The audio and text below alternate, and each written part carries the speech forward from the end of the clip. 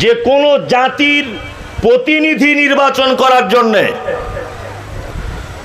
কোনো জাতির নায়ক নির্বাচন করার জন্যে, কোনো সমাজ, কোনো গোষ্ঠী, কোনো মাদ্রাসা, কোনো সোসাইটির নেতা নির্বাচন করার জন্য সর্বপ্রথম তার যেটা প্রয়োজন থাকবে বা তার যেটা লাগবে তার নাম শিক্ষা। হযরত মুহাম্মদ সাল্লাল্লাহু আলাইহি ওয়াসাল্লাম লেখাপড়া জানতেন না, আল্লাহ তাআলা সিলেক্ট করছেন লোকটাকে নবী বানাতে হবে। সর্বপ্রথম তিনি এ কথা বলছেন, আপনাকে যে নবী বানাবো তা আপনি তো কিছু জানেন না লেখাপড়া, ওই জন্য বলছেন ইকরা, আপনি আগে পড়তে শিখুন। তার মনে বোঝা গেল নেতা নির্বাচন হওয়ার আগে আগে শিক্ষিত হতে হবে।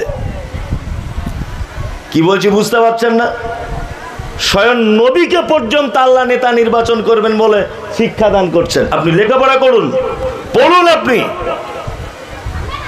আজকে সমাজ অধঃপতনের তলদেশে তলিয়ে যাচ্ছে। আমরা অনেক সময় অনেক ক্ষেত্রে সরকারকে গালাগালি করি, করি না? সরকার এই করেছে, তাই করেছে, ওই এই করে তাই করে, অনেক রকম ভাবে সরকারকে দোষারোপ করি এবং গালাগালি করি। সরকারকে গালাগালি দিয়ে কোনো লাভ নেই।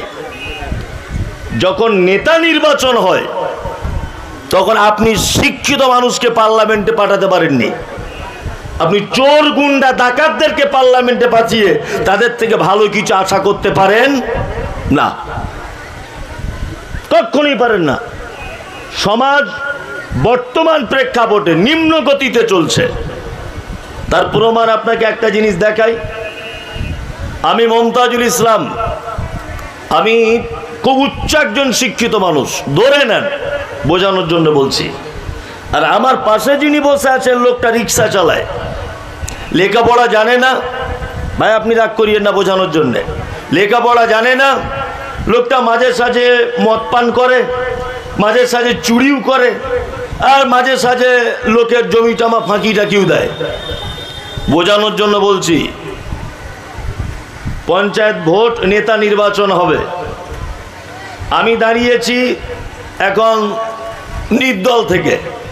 আমি কিন্তু বিশাল শিক্ষিত লোক, ভালো করে বোঝার চেষ্টা করুন। আরে বদমাশ লোক, খারাপ লোক, এ দাঁড়িয়েছে এখন তৃণমূল পার্টি থেকে, অর্থাৎ রানিং পার্টি থেকে। আচ্ছা বলুন তো, জেতার সম্ভাবনা আছে কার? কথা বলুন। আমি রাজনৈতিক কথা বলছি না, আমি শিক্ষার মান বোঝাচ্ছি। জেতার সম্ভাবনা আছে কার? এই যে এই লোকটার। অথচ আপনি জানেন ও চুরি করে মাঝে সাঝে, আপনি জানেন ও মাঝে সাঝে মারাত্মক পাপ কাজে লিপ্ত, আপনি জানেন। কিন্তু আপনি এটাও জানেন যে মমতাজুল ইসলাম একজন উচ্চ শিক্ষিত মানুষ।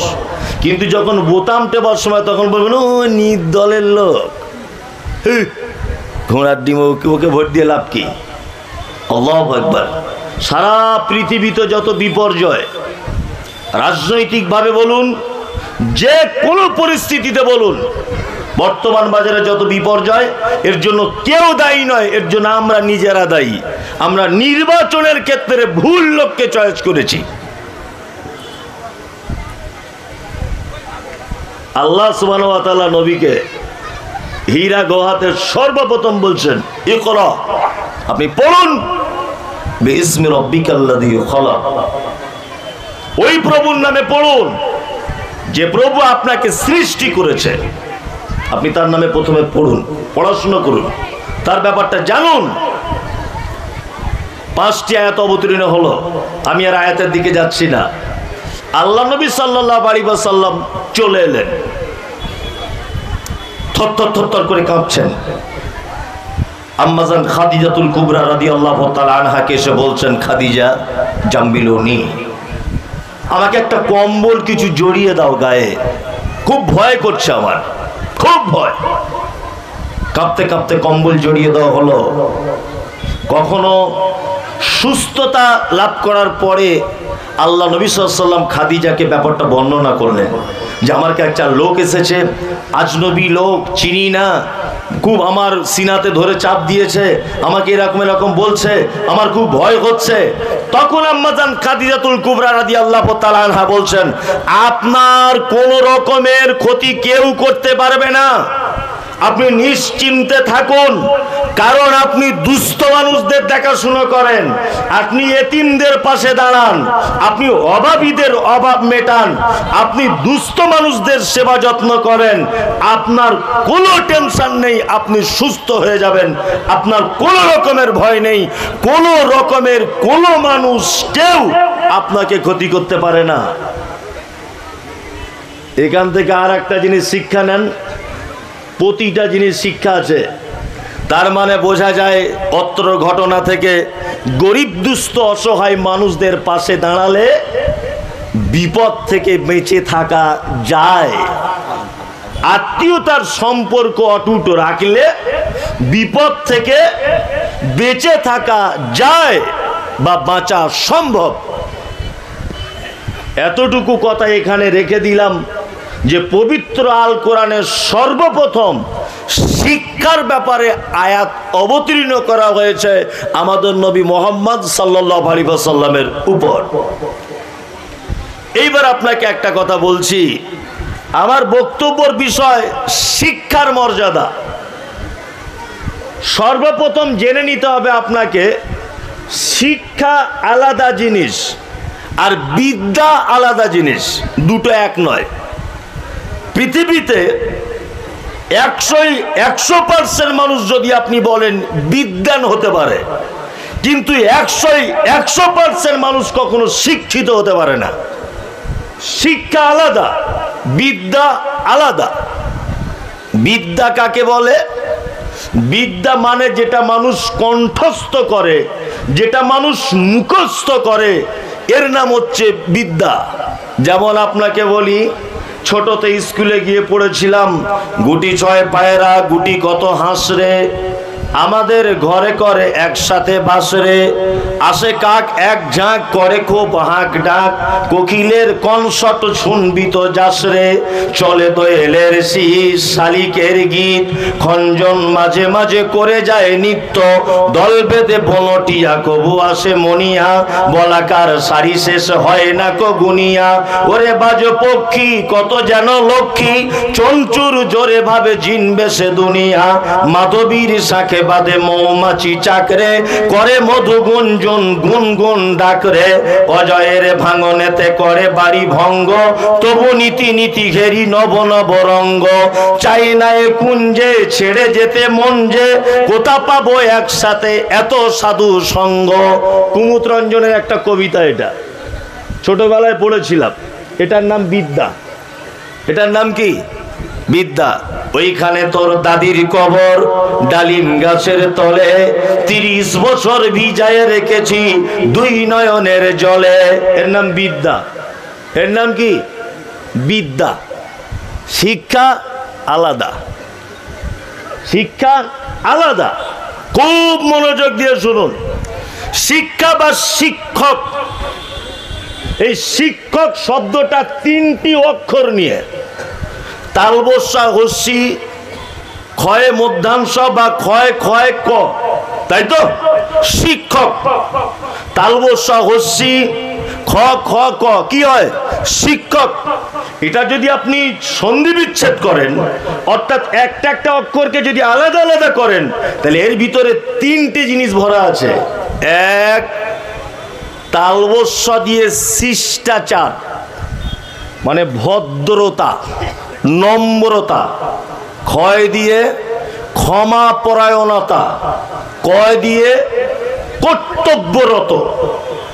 মানে একটা শিক্ষিত মানুষের ভিতরে 3টে গুণ থাকবে। কটা? 3টা। এক, সে শিক্ষা অর্জন করার সাথে সাথেই তার শিষ্টাচার, তার ব্যবহার, তার কথা সমস্ত কিছু ডেভেলপ হয়ে যাবে সাথে সাথেই। এই লোকটা হচ্ছে শিক্ষিত। একটা লোক শিক্ষিত মানে, শিক্ষা অর্জন করেছে মানে, তার অটোমেটিকলি হিংসামূলক কোনো কাজ তার ভিতরে থাকবে না, প্রতিশোধ নিব এইরকম কোনো চিন্তা ভাবনা থাকবে না। তার ভিতরে থাকবে সব সময় ক্ষমা পরায়ণতা, ক্ষমা। নাম্বার 3, একটা মানুষ শিক্ষিত মানে তার ভিতরে আরেকটা জ্ঞান থাকবে, দায়িত্ব এবং কর্তব্যের জ্ঞান। এত চিল্লামিল্লি কেন কথা আমি বুঝতে পারছি, কথাবার্তারা বলিয়েন না। আমি হয়তো 1 ঘন্টা আছি, কিছু কথা বলবো, তারপরে আবার ভালো একজন বক্তা আসবে, আগিয়ে আসার চেষ্টা করুন। যদি ফাঁকা জায়গা থাকে আপনার সামনে একটু আগিয়ে আসুন। আচ্ছা বসে যান, আচ্ছা বসুন। যাই হোক, এই ফচকে ছেলে লাইট মারছিস কেন? তাহলে শিক্ষার বিদ্যা দুটো জিনিস আপনাকে দেখালাম, তাই তো? চলুন এইবার আপনাকে আমি দেখাবো যে দুনিয়াবী শিক্ষা আর দ্বীনি শিক্ষা। শিক্ষা 2 প্রকারের। কয় প্রকার? 2 প্রকারের। একটা হচ্ছে দ্বীনি শিক্ষা, একটা দুনিয়াবী শিক্ষা। একটা কথা মাথায় রেখে দেবেন, এটা আমাদের আলেম ওলামারা বোঝাতে পারিনি, নয় আমরা বুঝতে চেষ্টা করিনি। আল্লাহ নবী সাল্লাল্লাহু আলাইহি ওয়াসাল্লাম বলেছেন, তালাবুল ইলমি ফারিজাতুন আলা কুল্লি মুসলিমিন, প্রত্যেক মুসলিম নর নারীর উপরে ইলম শিক্ষা অর্জন কি ফরজ। তাই বলে এখানে এটা কেটে দেওয়া যাবে না যে দুনিয়াবী শিক্ষা বা জেনারেল শিক্ষা এটা হারাম, এ কথা নয়, এ কথা কিন্তু নয়। আর দ্বীনি শিক্ষা এটা ফরজ বলে এটাও নয় যে আপনাকে মাদ্রাসায় 12 বছর পড়ে মাথায় পাগড়ি নিতে হবে, এইটাই মনে হয় মৌলবি হওয়াটা আসল শিক্ষা, এটাও নয়। মাথায় রাখবেন 2টি কথা। মাদ্রাসায় পড়ে মাথায় পাগড়ি নিতে হবে এটাই দ্বীনি শিক্ষা, এটাই শুধু ফরজ, ওই পর্যন্ত সীমাবদ্ধ, এটা নয়। আবার ইলমে শিক্ষা ফরজ বলতে জেনারেল শিক্ষা হারাম, এটা নয়। দুটো কিন্তু ডিফারেন্স। ইলমে শিক্ষা ফরজ বলতে এখানে মুহাদ্দিসদের মতামত হচ্ছে এই যে একটা মানুষের দ্বীনের ব্যাপারে বেসিক কিছু জ্ঞান থাকবে। নামাজ কি করে পড়তে হয়, রোজা কিভাবে করতে হয়, জাকাতের পদ্ধতি কি, সালাতের দোয়াগুলো কেমন, হারাম কোনটা, হালাল কোনটা, জায়েজ কোনটা, নাজায়েজ কোনটা, কোনটা বৈধ কোনটা অবৈধ, এতটুকু জ্ঞান যার ভিতরে থাকবে সে এর হক আদায় করে নিয়েছে। তালাবুল ইলমি ফারিজাতুন আলা কুল্লি মুসলিমিন, এ হক তার পালন হয়েছে। জেনারেল শিক্ষা অবশ্যই আপনি করুন, আপনার করতে মানা নেই, তবে সেই শিক্ষা প্রয়োগের ক্ষেত্রে যদি আল্লাহর উলুহিয়াত, তার রুবুবিয়াত, তার আসমা ও সিফাত এই ব্যাপারে যদি অপমাননা হয়, তখন আপনার এই বিদ্যা হারামের পর্যায়ে, যখন তার প্রয়োগের ক্ষেত্রে। এখন সবাই যদি এলাকায় মাদ্রাসায় পড়ে, ভালো করে বোঝার চেষ্টা করুন, সবাই যদি এলাকায় মাদ্রাসায় ভর্তি হয়ে যায় যে ইলমে শিক্ষা করা ফরজ, মাথায় পাগড়ি বেঁধে ঘরে আসতে হবে, তাহলে এলাকায় অসুস্থ হলে ডাক্তারবাবু দেখবে কে? কথা বলুন তো, কে দেখবে, কে চিকিৎসা করবে? আপনার মেয়ের পেটে বাচ্চা, ভালো করে বোঝার চেষ্টা করুন, বাচ্চাটা এখনই সিজার করতে হবে, একটা মৌলভী সাহেবের পক্ষে সম্ভব? সম্ভব? সম্ভব নয়। আল্লাহর কসম আমি আলেম ওলামাদের বিপক্ষে নয়, আমি বোঝানোর চেষ্টা করছি দুটো শিক্ষা ডিফারেন্সটা। আমি এটা বোঝাতে চাইছি, আপনার ছেলে ডাক্তার হোক, আপনার ছেলে ইঞ্জিনিয়ার হোক, আপনার ছেলে ব্যারিস্টার হোক, আপনার ছেলে MBBS পাস করুক, আপনার ছেলে পাইলট হোক, আপনার ছেলে WBSC হোক, সব কিছু আপনার বেটা হোক, আমার আপত্তি নেই।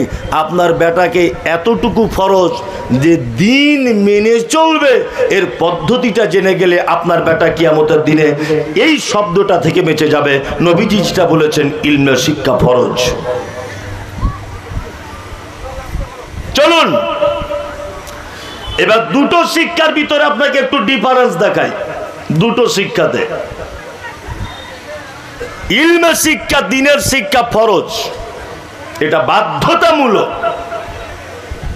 অনেক সময় সোশ্যাল মিডিয়াতে দেখতে পাওয়া যায় কিছু মানুষ বলে, 10 বছর মাদ্রাসায় পড়ে ইংরেজিতে কথা বলতে পারে না, মাদ্রাসায় পড়াশোনা হয় নাকি? মৌলভী সাহেবরা ইংরাজি বুঝে না? অনেক এঁচড় পাকা লোক আছেন এরকম বলে। আমি যদি তাকে ঘুরিয়ে বলি যে ABCD, A for Apple, B for ball, C for cat, এটা ফরজ নয়, এটা জাগতিক প্রয়োজনে শিখতে হয়। কিন্তু মহান আল্লাহ যেটা ফরজ করেছেন, নবী যেটা ফরজ ঘোষণা করে দিয়েছেন, তুমি যে মিয়া এখনো পর্যন্ত কোরআন মাজিদ পড়তে জানো না, মৌলভী সাহেবরা ইংরাজি জানে না, ওটা না জানলে নেকিও নেই, গুনাও নেই, কিছু নেই, ভালো করে বুঝবেন। কিন্তু তুমি যে এখনো মরার বয়সে উপনীত হলে এখনো আল্লাহর কালাম পড়তে জানো না, এটা যদি মৌলভী সাহেবরা ঘুরিয়ে বলে। ওই জন্য জেনারেল শিক্ষিত ছেলেকেও অপমান করা যাবে না, আর আপনার অধিকার নেই মাদ্রাসার শিক্ষাকে আপনি অপমান করবেন, দুটোই সমান। তবে আপনার থেকে আপনার যে শিক্ষা জেনারেল সেটা দুনিয়াতে কাজ দিবে, আখেরাতে কাজ দিবে না। কিন্তু দিনের শিক্ষা দুনিয়াতেও কাজ দিবে, আখেরাতেও কাজ দিবে। চলুন একটু প্রমাণ করে দেওয়া যাক। এক, আচ্ছা আপনি কোনোদিন এসডিও অফিসে বা বিডিওতে এরকম কোনো জায়গায় কর্মর জন্য গেছেন, বিভিন্ন কাজের জন্য গেছেন না? দেখবেন বিডিও বাবু যে অফিসে বসে থাকে ওখানে লেখা আছে নো স্মোকিং, ধূমপান করিবেন না। আইডিও বাবু যেখানে বসে আছে সেখানেও লেখা আছে, এসডিও যেখানে বসে আছে সেখানেও লেখা আছে ধূমপান করিবেন না। আপনি সারা পশ্চিম বাংলার যে কোনো অফিস আদালতে যান, লেখা আছে গুটকা পান বিড়ি খাবেন না, যেখানে সেখানে গুটকা পানের পিক ফেলবেন না, ধূমপান করিবেন না, লেখা থাকে কি থাকে না? অনেক সময়তে মন্দিরের গেটেও আমি লেখা দেখেছি ধূমপান করিবেন না। আচ্ছা বলুন তো, যে লোকটা বিডিও, যে লোকটা এসডিও, যে লোকটা আইপিএস অফিসার, যে লোকটা হাই র্যাঙ্কের কোনো অফিসার, বলুন তো এই লোকটা পড়াশুনো জানে কি জানে না? জানে? জানে। ও কি পড়াশুনো জানে না? ও পড়াশুনো জানে জেনারেল ছাত্র, তাই তো? একটা ছেলে যখন ক্লাস 7-এ পড়ে, পিছনে যে ব্যাগটা কাঁধে করে স্কুলে যায়, এখন ওই ব্যাগটা ওজন করলে দেখতে পাওয়া যাবে 15 কেজির কাছাকাছি ওজন। এখন তো আবার মমতা সরকার ক্লাস 7 পর্যন্ত স্কুলে খেতে দেয়। হ্যাঁ, ওর থালা বাসন সব কিছু মিলিয়ে মনে হয় 10-12 কেজি হয়ে যাবে, তাই না? এত সাবজেক্ট ওর, তার মানে ও আইপিএস অফিসার পর্যন্ত মিনিমাম 100টা সাবজেক্ট পড়েছে। 100টা সাবজেক্ট পড়ে যে লোকটা শিক্ষিত হলো, তার অফিসে লিখতে হচ্ছে ধূমপান করিবেন না, স্বাস্থ্যের পক্ষে ক্ষতিকারক। লিখতে হয় কি হয় না? একটা মাদ্রাসা আপনি দেখান, একটা মসজিদ আপনি দেখান, একটা মক্তবে আপনি দেখান যেখানে লেখা আছে ধূমপান করিবেন না। সারা পশ্চিম বাংলার একটা মাদ্রাসা যদি আপনি দেখাতে পারেন ধূমপান করিবেন না, আমি মমতাজুল ইসলাম আপনার জুতোটা মাথায় করে নিয়ে ঘুরবো। দেখাতে পারবেন? মসজিদে দেখাতে পারবেন? পারবেন না। শিক্ষার ডিফারেন্স এই জায়গাটায়, কারণ মানব দেহের জন্য ক্ষতিকারক। ইসলাম এইরকম কোন জিনিসের পারমিশন দেয় না। মুহাম্মদ সাল্লাল্লাহু আলাইহি ওয়াসাল্লাম দেননি, আল্লাহ নিজেও একথা বলেননি। বিড়ি স্বাস্থ্যের পক্ষে ক্ষতিকারক। ও 150টা সাবজেক্ট পড়ার পরেও ওর একটা বইয়ের পাতাতে একথা লেখা নেই স্বাস্থ্যের পক্ষে ধূমপান ক্ষতিকারক। হয়তো এই শিক্ষা অর্জন করলে 55-60 হাজার টাকার চাকরি মিলবে, কিন্তু দৈত্য দানব যা কিছু সব পারবে তুমি হতে, মানুষ সবার এখনো অনেক তোমার বাকি। দৈত্য দানব যা কিছু সব পারবে তুমি হতে, জেনে রেখে দিও মানুষ সবার এখনো তোমার অনেক বাকি, অনেক বাকি। কিছু উচ্চ শিক্ষিত মানুষ তারা নাস্তিক হচ্ছে, হচ্ছে না? কিছু মানুষ আছে নাস্তিক, দেয়ার ইজ নো গড, আল্লাহ বলে কেউ নেই, যা হয় এমনি এমনি হয়, স্রষ্টা বলে কেউ নেই। আছে কি আছে এরকম লোক? আছে। আসলে ও যে কি শিক্ষিত এটা আমার মাথায় ঢোকে না আজ পর্যন্ত। ওর মাথাতে মনে হচ্ছে টাটকা গোবর ভরা আছে। তাছাড়া মানুষ নাস্তিক হয়? হ্যাঁ, আচ্ছা বলুন, কর্তা ছাড়া কাজ সম্ভব? শিক্ষিত মানুষ আছেন তো এখানে, অনেক অনেক শিক্ষিত মানুষ আছেন। আচ্ছা বলুন তো, কর্তা ছাড়া কাজ সম্ভব? সম্ভব নয়। কাজ যেখানে খুঁজে পাওয়া যাবে সেখানে কর্তা থাকতে হবে, তাই না? যেমন আপনাদের এখানে আজকে বিরিয়ানি রান্না হয়েছে ধরে নেন। আচ্ছা বলুন তো, বিরিয়ানি যখন রান্না হয়েছে রাঁধুনি ছাড়া হবে না রাঁধুনি লাগবেই?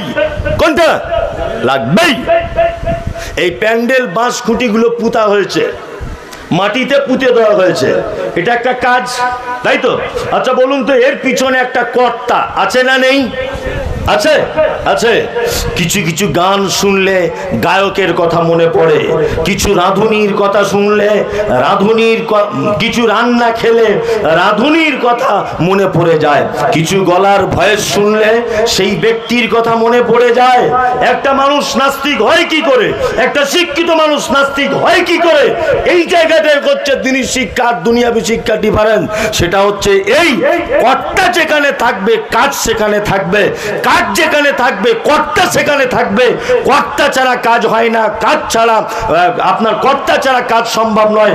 এবার আপনাকে একটা কথা বলছি, পূর্ব দিকে প্রত্যেক দিন সূর্য ওঠে, পশ্চিম দিকে প্রত্যেক দিন চলে যায়। এই যে সূর্যটা যায় আর আসে, এটা একটা কাজ কি কাজ নয়?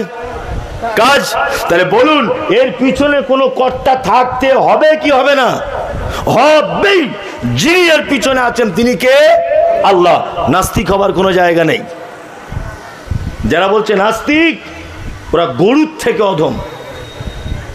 আরে পাগলেও বোঝে যে কর্ম কখনো কর্তা ছাড়া হয় না। নবমণ্ডল ভূমণ্ডলে যা কিছু চলছে, যত সিস্টেম, এর পিছনে একটা কর্তা আছে কি নেই? আছে। তিনি কে? আল্লাহ সুবহানাহু ওয়া তাআলা। এইবার আপনাকে আমি আর একটা কথা বলবো, সেটা হচ্ছে এই যে শিক্ষিত মানুষদের মর্যাদা কতটা আর অশিক্ষিত মানুষদের মর্যাদা কতটা। এই ব্যাপারটা বললে অনেকজনের গায়ে লাগতে পারে, অনেকজনের, কিন্তু আপনার গায়ে লাগলেও বা কি আর না লাগলেও বা কি, ওটা আমি কিছু মনেও করি না। এক, সর্বপ্রথম আপনাকে পৃথিবীর সূচনাতে যাই। আবার এক, আদম আলাইহিস সালামকে আল্লাহ তাআলা তৈরি করলেন। তৈরি করার পরে আদম আলাইহিস সালামকে পৃথিবীর সমস্ত কিছুর নাম বলে দেওয়া হলো। এটার নাম মাইক, এটার নাম ঘড়ি, এটার নাম মমতাজুল, এটার নাম স্ট্যান্ড, এটার নাম পাখা, এটার নাম বাঁশ, এটার নাম প্যান্ডেল, এটার নাম মাটি, এটার নাম আকাশ, এটার নাম পাখি, সব কিছু বলে দেওয়া হলো। বলে দেওয়ার পরে আল্লাহ সুবহানাহু ওয়া তাআলা ফেরেশতাদেরকে ডাকলেন। ডাকার পরে বলছেন যে ফেরেশতারা তোমরা এই এই এই এই জিনিসের নামগুলো বলো। তখন ফেরেশতারা বলছে ক্বালু সুবহানাকা লা ইলমা লানা ইল্লা মা আল্লামতানা, হে আমাদের পবিত্র স্রষ্টা আল্লাহ, আপনি আমাদেরকে যতটুকু শিখিয়েছেন আমরা ততটুকুই পারবো, তার বেশি কিছু পারবো না। তখন আল্লাহ তাআলা আদমকে ডেকে বলছেন, আদম এই তুমি বলো, তুমি বলো তো এই জিনিসের নামগুলো কি। তখন সব নাম একটা একটা একটা একটা করে বলতে শুরু করে দিল। আল্লাহ তাআলা তখন ফেরেশতাদেরকে বলছেন, চলো আদমকে সেজদা করো, আদমকে সেজদা করো। তখন আদমকে সেজদা করে দিলেন। আচ্ছা বলুন তো, সেজদা কেন করালেন? কেন? আদম শিক্ষিত বেশি তাই, আদম বেশি জানে তাই। তার মানে সারা পৃথিবীর সূচনা থেকে শিক্ষিত মানুষদের মর্যাদা আছে না নেই? আছে, আছে। নাম্বার দুই, আচ্ছা বলুন তো, বাড়িতে কুকুর, বাড়িতে কুকুর লালন পালন করা জায়েজ না না জায়েজ? কথা বলুন। জানা নেই? আল্লাহ নবী সাল্লাল্লাহু আলাইহি ওয়াসাল্লামের সহিহ হাদিস হচ্ছে এই, বাড়িতে যদি কেউ ইচ্ছাকৃত যদি কুকুর যদি পালে, তাহলে তার আমলনামা থেকে প্রত্যেক দিন 2 কেরাত সমপরিমাণ নেকি মাইনাস করে দেওয়া হবে। লাইট নাই বা থাকলো, আপনি চুপচাপ মেরে বসুন, মাইকের তো আওয়াজ চলছে, চুপচাপ মেরে বসুন। আল্লাহ নবী সাল্লাল্লাহু আলাইহি ওয়াসাল্লাম বলছেন, বাড়িতে কেউ যদি কুকুর যদি পালন করে ইচ্ছাকৃত, তাহলে প্রত্যেক দিন তার আমলনামা থেকে কয় কেরাত নেকি মাইনাস হবে? 2 কেরাত। 2 কেরাত মানে ধরে নিতে পারেন 2টো উহুদ পাহাড়ের সমান নেকি মাইনাস করে দেওয়া হবে যদি কেউ ইচ্ছাকৃত বাড়িতে কুকুর যদি পোষে। এবার আপনাকে বলছি, ইসলামে কুকুর পোষাও বৈধ। যদি প্রশিক্ষণ প্রাপ্ত কুকুর যদি হয়, যাকে ট্রেনিং দেওয়া হয়েছে, যাকে শিক্ষা দেওয়া হয়েছে, এটা মালিকের বাইরের লোকের, এটা ঘরের মুরগি, ওটা পরের মুরগি, এই ট্রেনিং যাকে দিয়ে দেওয়া হয়েছে, ইসলাম বলেছে শিক্ষিত কুকুর বাড়িতে রাখা বৈধ। বোঝার চেষ্টা করুন। আপনার মাথাতে কথাটা কেমন ওজনে নিয়েছেন জানি না। দেখুন আমি কোন জায়গায় পৌঁছে গেছি। মানে অশিক্ষিত কুকুর যদি হয়, বাড়িতে পুষলে প্রত্যেক দিন 2টো উহুদ পাহাড়ের সমান নেকি মাইনাস করে দেওয়া হবে।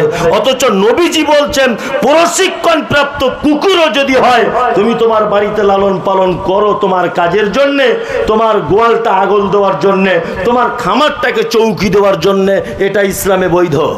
তার মানে শিক্ষিত কুকুরেরও মর্যাদা দিয়েছেন মুহাম্মদ সাল্লাল্লাহু আলাইহি ওয়াসাল্লাম। মানুষ তো দূরের কথা, কি বলছি বুঝতে পারছেন না? শিক্ষিত কুকুরেরও মর্যাদা আছে, মানুষ তো বহুত দূর কি বাত হয়। চলুন এবার আপনাকে আর একটু এগিয়ে যাই। আল্লাহ তাআলা শিক্ষিত অশিক্ষিত মানুষকে ডিভাইডেড করতে গিয়ে বলেছেন, কুল, নবী আপনি বলুন, হাল ইয়াস্তাবিল্লাযীনা ইয়ালামুনা ওয়াল্লাযীনা লা ইয়ালামুন। আপনি বলুন নবী, যারা জানে আর যারা জানে না, এরা কি দুজন সমান? এরা দুজন সমান?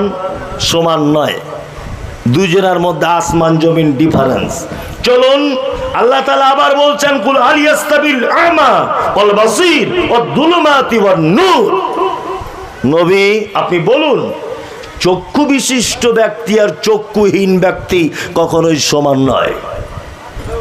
তার মানে আল্লাহ তাআলা অত্র আয়াতে বোঝাতে চেয়েছেন, যাদের ভিতরে দ্বীনের জ্ঞান নেই তারা অন্ধ, আর যাদের ভিতরে দ্বীনের জ্ঞান আছে তারা চোখওয়ালা লোকের মতো। এইবার আপনার সামনে কিছু বাস্তব কথা তুলে ধরছি, রাগ করলে ক্ষমা করে দিয়েন, আর কিছু বলার নেই। আচ্ছা, আমি মুমতাজুল ইসলাম, আমি 2 চোখে দেখতে পাই না। বোঝার চেষ্টা করুন, 2 চোখে দেখতে পাই না। তা আমার হাতে একটা 5 ব্যাটারির লাইট দিয়েছেন, দিয়ে বলছেন যে এই লোকটাকে মেন রাস্তা পর্যন্ত একটু ছেড়ে দিয়েছো। আচ্ছা বলুন তো, আমি অন্ধ, আমার হাতে লাইট আছে, আমি এই লোকটাকে ওই রাস্তা পর্যন্ত সঠিক জায়গায় পৌঁছে দিতে পারবো কি পারবো না? কথা বলুন, পারবো না। মানে অন্ধের হাতে লাইটই কি, তার রাতই বাকি, তার দিনই বাকি।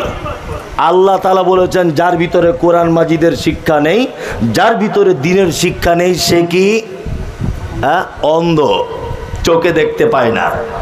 আমি মুমতাজুল ইসলাম, সমাজে এত এত অশান্তি ঝগড়া, কারণ কি?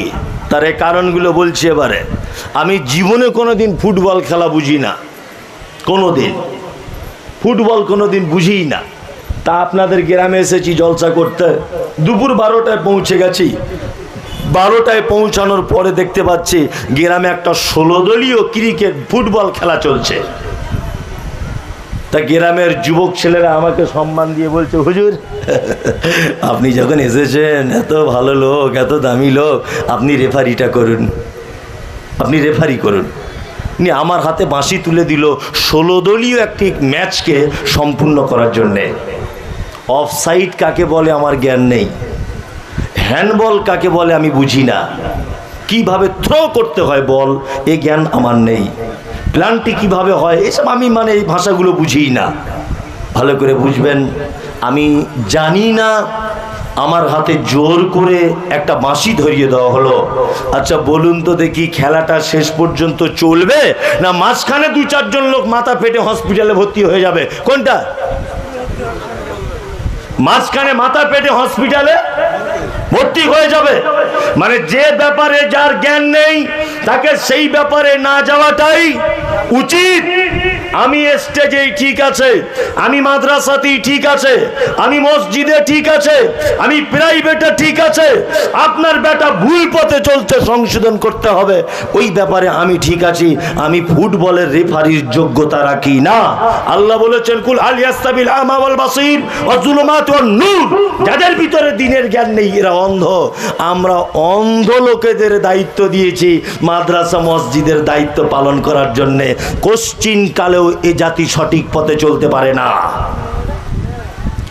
আমাদের মাদ্রাসা মসজিদের যারা দায়িত্ব রয়েছে এর অধিকাংশ লোক তারা দিনের জ্ঞান রাখে না। রাখে বলুন? রাখে? রাখে না। সেক্রেটারি হয়েছে আব্দুল গফফার, লোকটা করে কি না, ধানের বড় ব্যবসায়ী, কোটি কোটি টাকা আছে, ও হয়েছে সভাপতি।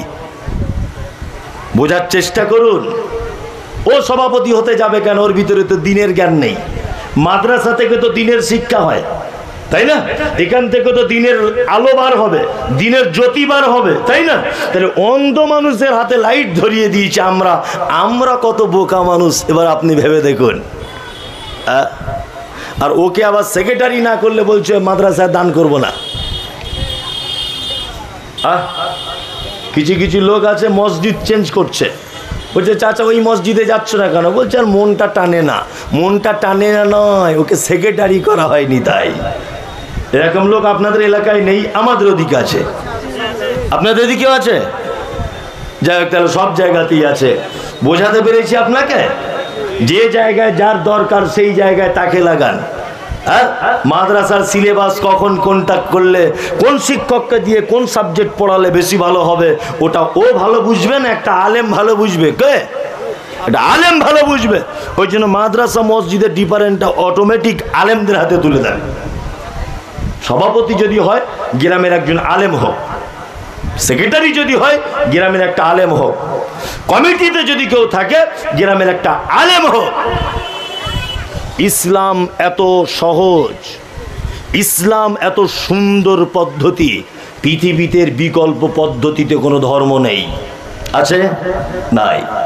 কোরআন এবং হাদিসে এক জায়গাতেও আপনি এই কথা দেখাতে পারবেন না যে মসজিদে ইমামতি করতে গেলে বয়স 18 বছরের উপরে হতে হবে, ইমামতি করতে গেলে বড় বড় দাড়ি থাকতে হবে, ইমামতি করতে গেলে বড় পাঞ্জাবি লাগবে, ইমামতি করতে গেলে দেখতে ফর্সা হতে হবে, ইমামতি করতে গেলে ধনী লোকের বেটা হতে হবে। ইমামদের কোনো বর্ণনা হাদিস কোরআনে নেই। তবে এইটা বলা যেতে পারে, আল্লাহ নবী বলেছেন তোমাদের ভিতরে সব থেকে সুন্দর যে কোরআন বেশি মুখস্থ রাখে সেই ইমামতিতে করবে। তাতেও যদি এক হয়ে যায়, যে বয়সের বড় সেই ইমামতি করবে। তাতেও যদি এক হয়ে যায়, যার কোরআন বেশি শুদ্ধ বেশি মুখস্থ সে করবে, যার পরেশগারিতা বেশি সে করবে। এই রকম বর্ণনা দেওয়া হয়েছে, কিন্তু ইমামের দেহের বর্ণনা দেওয়া হয়নি। ও কোন ফ্যামিলির ছেলে হবে এটা ইসলাম বলেনি, কিন্তু ইসলাম একথা বলেছে। মসজিদের ইমামের ব্যাপারে না বললেও ইসলাম একথা বলেছে কমিটিতে থাকতে গেলে কেমন হতে হবে তাকে। দেখুন কত কঠিন জায়গা। কমিটি যে থাকবে তাকে কেমন হতে হবে এর বর্ণনা দিয়েছে ইসলাম, ইমামের বর্ণনা দেয়নি। তার মানে আল্লাহ এটা জানে যে কমিটি যদি ভালো হয়ে যায় ইমাম এমনিতেই ভালো হয়ে যাবে। কি বলছি বুঝতে পারছেন না? যাকে তাকে ধরে দায়িত্ব দিয়ে দিয়েন না, এতে কল্যাণ হবে না। যদিও এই গ্রামের মাদ্রাসা মসজিদের কমিটিতে যদি কোনো মানুষ থাকেন, আল্লাহর কসম বলছে আপনাকে আমি চিনি না ভাই, আমার উপরে আপনি রাগ করিয়েন না। আমি অতীব বাস্তব কথা বলেছি কোরআনের আয়াত দিয়ে। এতে আপনার যদি কিছু হয় আমারও কিছু করার নেই। এতক্ষণ পর্যন্ত শিক্ষার ব্যাপারে অনেক কথা বললাম। এইবার আপনাকে আমি পৃথিবীর একটা দামি মানুষের কথা আপনাদের সামনে উপস্থাপন করছি ইনশাল্লাহ। মনোযোগ দিয়ে শুনুন। আপনার ছেলেকে আপনি শিক্ষায় শিক্ষিত করবেন, সর্বপ্রথম আপনার বেটাকে কোন শিক্ষা দেবেন? আপনার বেটা ভিতরে ভিতরে বেঈমান হয়ে গেছে, এটা আপনি জানেন তো? জানা নেই আপনার। ওই জন্য আমি এর আগে 10 বছর থেকে বলে আসছি কথা, যখন সোশ্যাল মিডিয়া ছিল না, যে আপনার ছেলেকে যদি আপনি জেনারেল স্কুলে ভর্তি করেন আলহামদুলিল্লাহ করুন, তবে জেনারেলে ভর্তি করার আগে আপনাকে দিনের জ্ঞান থাকতে হবে। তাছাড়া আপনার বেটা ভিতরে ভিতরে দেখবেন বেঈমান হয়ে গেছে। কারণ স্কুলে বলা হচ্ছে কি যে না ওর নাম যিশু, ওর নাম কি যিশু। কোরআন বলছে ওর নাম ঈসা আলাইহিস সালাম। আমাদের মাঝে একজন নবী ছিলেন বিনা বাপের, নাম কি? ঈসা। ঈসা নাম স্কুলের বইয়ে পড়ানো হচ্ছে আপনার বেটাকে, ওর নাম যিশু। কোরআন বলছে ওর মায়ের নাম মারিয়াম, বলছে না? স্কুলে শেখানো হচ্ছে ওর মায়ের নাম মেরি। আপনার বেটা তাই শিখে আসছে। কোরআন বলছে, হাদিস বলছে ওর জন্ম হয়েছে বাইতুল্লাহাম, আর স্কুলে পড়ানো হচ্ছে ওর জন্ম হয়েছে বেতেলহেম বলে একটা জায়গায়। আচ্ছা বলুন তো, আপনার ছেলে যদি এই তিনটে শিখে আসে, ওর নাম যিশু, মায়ের নাম মেরি, জন্ম বেতেলহেম, ওর ঈমান থাকবে না যাবে? কথা বলুন, ঈমান থাকবে না যাবে? চলে যাবে। গোপনেই আপনার বেটার ঈমান চলে গেছে। ওই জন্য আপনাকে কথা বলছি, আপনার বেটাকে আপনি স্কুলে ভর্তি করার পরে, ক্লাস করে আসার পরে আপনার বেটাকে জিজ্ঞাসা করবেন, আব্বু কি পড়েছো তুমি বলো। ও যখন বলবে যে যিশু, এর নাম, মায়ের নাম মেরি, জন্ম তার বেতেলহেম, আপনি সাথে সাথে প্রতিবাদের কণ্ঠে বলুন, বেটা আমরা ভারতবর্ষের হিন্দু রাষ্ট্রে বসবাস করি, এদেশের মাটিতে এইগুলো শিখতে হয়, আমল করতে নেই। সুদের অঙ্ক কষতে হয়, সুদের অঙ্কতে আমল করতে নেই। এদেশের মাটিতে যিশু এর নাম, এটা শিক্ষায় শিক্ষিত হতে হয়, পরীক্ষাতে লিখতে হয়, ঈমানে রাখতে নেই। এর মায়ের নাম মেরি, এটা ঈমানে রাখতে নেই। এর জন্ম বেতেলহেম, এটা ঈমানে রাখতে নেই। ঈমানে রাখতে হবে ওর জন্ম বাইতুল্লাহাম, ওর মায়ের নাম মারিয়াম, ওর নাম ঈসা আলাইহিস সালাম। এই দুটো জায়গাতে যদি আপনি ডিফারেন্স করতে না পারেন, তাহলে আপনার বেটাকে স্কুলে ভর্তি করা বড় কঠিন, খুব বড় কঠিন। আপনার বেটার ভিতরে ভিতরে ঈমান চলে যাচ্ছে। কি বলছি বুঝতে পারছেন না? খুব সাবধানে বেটাকে স্কুলে পাঠান। যেটা হাদিস এবং কোরআনের সঙ্গে একেবারে ডাইরেক্ট সংঘর্ষ, সেই জায়গাগুলো আপনার বেটাকে ধরিয়ে দেন। আব্বু এটা কোরআনের খেলাফ, এটা হাদিসের খেলাফ, এটা ত্যাগ করতে হবে, ওটা এমনি স্কুলে পড়তে হয়। এবার আপনাকে বলছি শুনুন, শিক্ষিত মানুষদের মর্যাদা কেমন, আর আপনি আপনার বেটাকে সর্বপ্রথম কোন ব্যাপারে শিক্ষা দেবেন, এই কটা কথা বলে বক্তব্য শেষ করে দিব। এক, কোরআন মাজিদে একটা লোকের নাম এসেছে, এই লোকটার নাম আমরা সকলেই জানি, তার নাম লোকমান হাকিম। নাম তার লোকমান। কি নাম? লোকমান হাকিম বা লোকমান। নবীও ছিলেন না আর রাসূলও ছিলেন না লোকটা। আর একটা বিস্ময়কর মানে আশ্চর্য বিষয় আপনাকে জানিয়ে রাখছি, লোকটার বাড়ি ছিল, ইতিহাস যারা জানেন, যাদের ভৌগোলিক জ্ঞান আছে বা দেশ বিদেশের যারা জ্ঞান চর্চা করেন পেপার পত্র পত্রিকার মাধ্যমে, আপনারা জানেন যে সারা পৃথিবীতে দুর্ভিক্ষের মহাদেশ বলা হয় দক্ষিণ আফ্রিকাকে। দুর্ভিক্ষের মহাদেশ দক্ষিণ আফ্রিকা। এই দেশের একটা শহর, শহরটার নাম হচ্ছে হাবাসা। আমরা শর্টে যার নাম বলি হাবসা বা হাবসি, কিন্তু শহরটার নাম হচ্ছে হাবাসা। এই হাবাসা নামক জায়গা বর্তমানে যার নাম ইথিওপিয়া, এই ইথিওপিয়াতে জন্মগ্রহণ করেছিলেন একজন লোক, তার নাম হচ্ছে লোকমান। কি নাম? লোকমান। লোকটার ইথিওপিয়াতে জন্মগ্রহণ করেছেন, হাবাসাতে। এই হাবাসার অনেক ইতিহাস আছে, ঐতিহাসিক প্রেক্ষাপটে গেলে বোঝা যাবে যে বাদশাহ নাজ্জাসীর এখানে একটা ঘটনা আছে। এই হাবাসা অর্থাৎ ইথিওপিয়াতে জন্মগ্রহণ করেছিলেন বেলাল রাদিয়াল্লাহু তাআলা আনহু। কালো কালো কুচকুচে কুচকুচে লোক, ঠোঁটটা মাটির দিকে ঝোলা। এখন আফ্রিকার মানুষ দেখতে পাবেন ঠোঁটগুলো খুব মোটা, আর কালো কুচকুচে লোক, চওড়া, এইদিকে চওড়া মানুষ ছিলেন, বেঠে মানুষ ছিলেন, বেঠে লোকমান হাকিম। দেখতে একেবারে খারাপ, কিন্তু আল্লাহ সুবহানাহু ওয়া তাআলা এই লোকটার জ্ঞানটাকে এত বেশি প্রাধান্য দিয়েছেন যে এক পর্যায়ে প্রাধান্য দিতে দিতে দিতে দিতে এই লোকটার নামে কোরআন মাজিদে একটা টোটাল সূরা অবতীর্ণ করে দিয়েছেন। আল্লাহু আকবার। নবীও ছিলেন না, রাসূলও ছিলেন না। অত্র ঘটনা থেকে এটা বোঝা যায় যে মানুষের রূপ মানুষের সম্মান দেয় না, মানুষের সাইজ মানুষের সম্মান দেয় না, অর্থ মানুষের সম্মান দেয় না, আর কোন বংশের তুমি এই জন্য তোমার সম্মানের বেশি কম হবে না, তোমার যোগ্যতা কতটা সেই অনুযায়ী তোমার সম্মান। আজকেই আমি ট্রেনে করে এসেছি বাড়ি থেকে, গতকাল হাওড়াতে প্রোগ্রাম করে ট্রেন ধরেছি, কাঞ্চনজঙ্ঘা মিস করে আমি ওই কি ট্রেনটা বলে কলিক এক্সপ্রেস নাকি একটা এক্সপ্রেস আছে, ওইটা ধরে আমি বারশোয়ে নেমেছি। তা বোলপুরে আমি উঠেছি, তা বোলপুর থেকে সিটে বসে এসেছি, আমার রিজার্ভেশন টিকিট ছিল না, চালু টিকিট ছিল। তা আমি রামপুরহাটে যখন এসেছি দেখলাম আমার সিটে একজন ভদ্রলোক চলে এসেছে, আমার সিটে। তা লোকটা অনেকক্ষণ আমার মুখের দিকে দেখছে। ওনারা ওই কোনারক সিমেন্ট নাকি একটা আছে, ওনার ডিলার, মানে 20-50 জন মতো একই কম্পার্টমেন্টে উঠেছে, কোনো কোম্পানির মিটিংয়ে গিয়েছিলেন মালদাতে, এই রামপুরহাটে। তা রামপুরহাটে উঠেছেন, প্রায় লোক দেখছে আমার দিকে, বারবার দেখছে, আর আমি সিট ছেড়ে তখন দাঁড়িয়ে আছি, বারবার দেখছে আমার দিকে।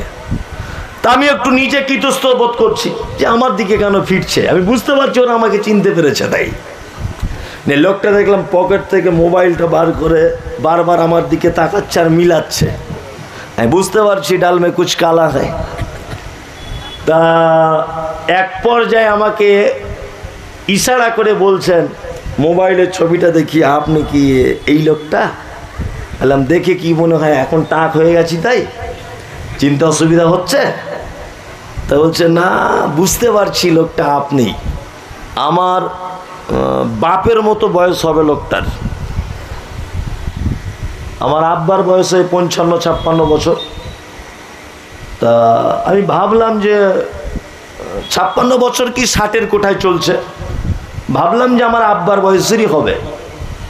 তা লোকটা জানালার ধারে সিট উঠে গেছে, আমাকে বলছেন হুজুর আপনি বসুন। হচ্ছে না, অসম্ভব, আপনার থেকে অনেক অনেক আমি স্ট্রং আছি, আপনি বসুন, আমি ঠিক চলে যেতে পারবো বারশোই পর্যন্ত। লোকটা মানতেই চাইল না, বলছে আপনি যদি না বসেন আমিও দাঁড়িয়ে গেলাম। তখন আমি ভাবলাম যে আমি মমতাজুল ইসলাম, আমি দেখতে কত সুন্দর এটা কথা নয়, আমি কত বড় পাঞ্জাবি পরেছি এটা বড় কথা নয়, আমার কম্পার্টমেন্টে অনেক লোক ছিল, সোনার ব্রেসলেট পরে আছে, সোনার আংটি 4-5টা করে হাতে, বড় বড় মাথায় চুল আর সানগ্লাস পরা আর টকটকে চেহারা যুবক। একবারও কারো তাদের প্রতি দয়া হলো না। আমাকে অসংখ্য মানুষ বলছে 50 জনের ভিতরে আপনি অবশ্যই এসে বলুন। আমি তখন মনে মনে ভাবছি, আল্লাহ তুমি যে কথা বলেছো, তুমি যে কথা বলেছো যে দিনের জ্ঞান অর্জন করলে তার সম্মান বাড়াতে বাড়াতে বাড়াতে এমন জায়গায় পৌঁছে দিব যে মানুষের ধারণার বাইরে। তার দৃষ্টান্ত লোকমান হাকিম, সাধারণ কালো কুচকুচে আফ্রিকার মানুষ, আল্লাহ সুবহানাহু ওয়া তাআলা তার নাম কোরআন মাজিদে লিপিবদ্ধ করেছেন। এত জ্ঞানী মানুষ ছিলেন লোকমান হাকিম, একজনের দরজাতে কাজ করতেন। মালিক একদা জিজ্ঞাসা করে বলছে, লোকমান আজকে রান্না কি হয়েছে বাড়িতে? লোকমান বলছে আজকে বকরি জবাই হয়েছে। লোকমানকে বলা হচ্ছে বকরির দেহের সব থেকে দামি অংশটা আমার কাছে আনো, প্লেটে করে আমি খাবো। লোকমান হাকিম প্লেটে করে আনলেন ওই বকরিটার জিভ আর আনলেন হৃৎপিণ্ড, প্লেটে করে দেওয়া হলো, মালিক খেয়ে নিলেন।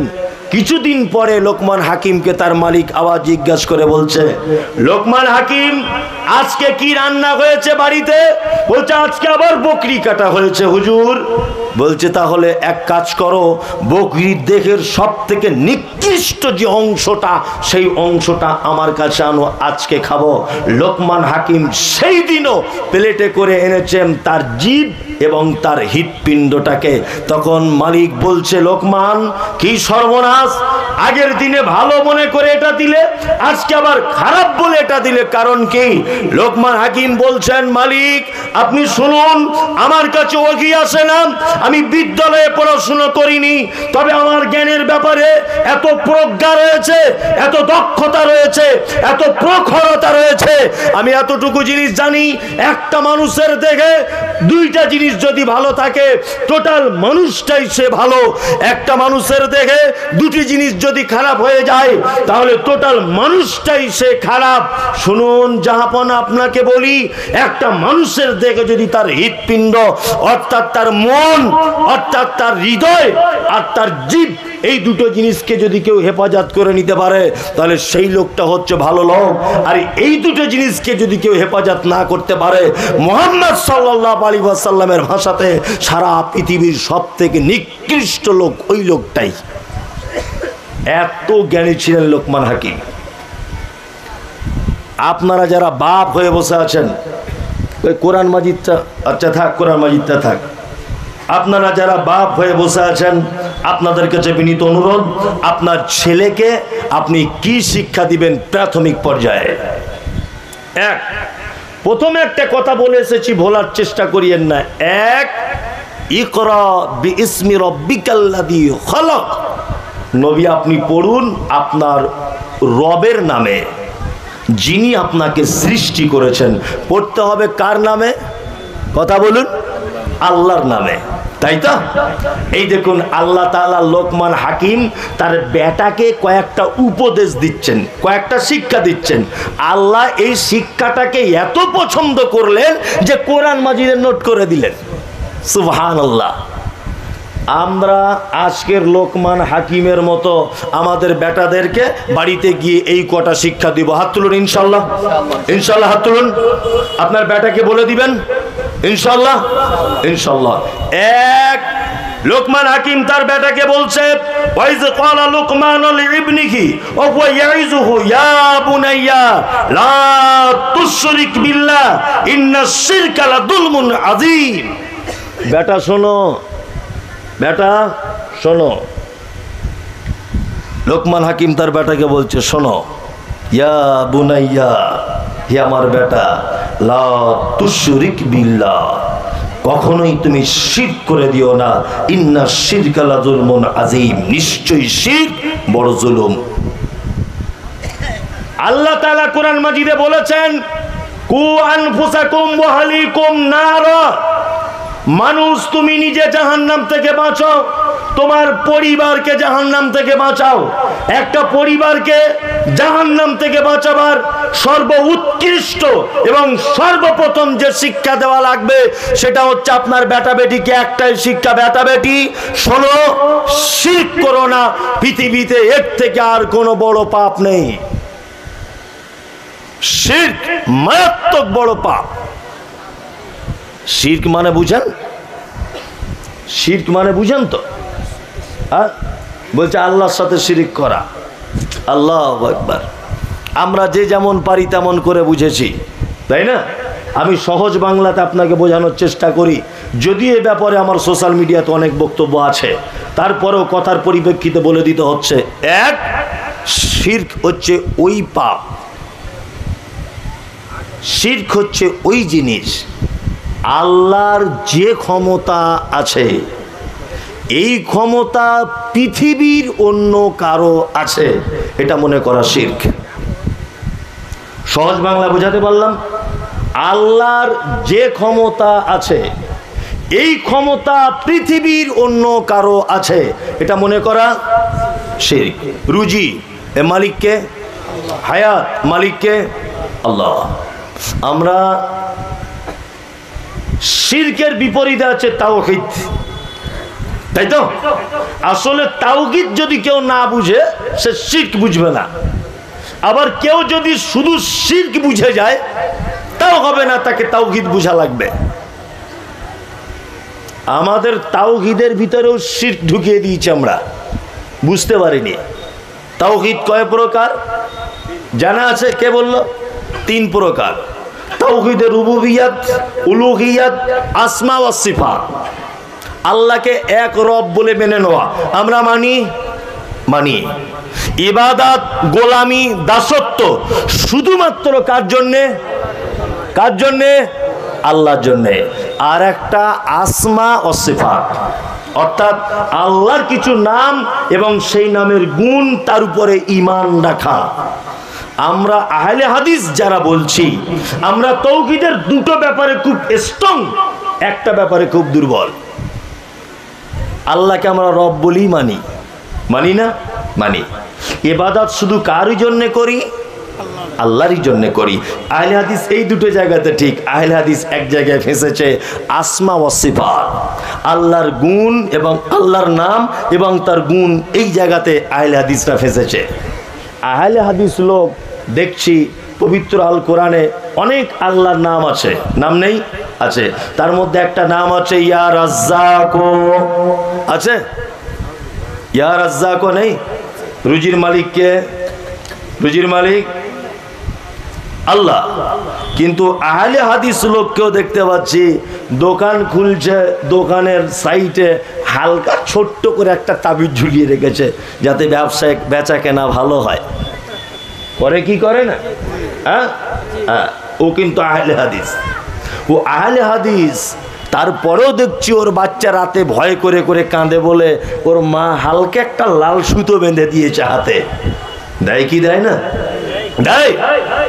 ব্যবসাদার ব্যবসা করে, দোকান খুলেছে, কেউ ধারে মাল নিতে গেছে, দোকানদার বলছে এখনো বউনি হয়নি, ধারে মাল দেওয়া যাবে না। বলে কি বলে না? দোকান খুলেই দেখছি ধূপ বাতি জ্বালাচ্ছে। ধূপ বাতি তোমার কি উপকার করতে পারে? ও তো মাটি, কাঠের গুঁড়ো, গোবর এই সব দিয়ে তৈরি হয়। ও তোমার ভালো মন্দ কি করতে পারে? আহলে হাদিস।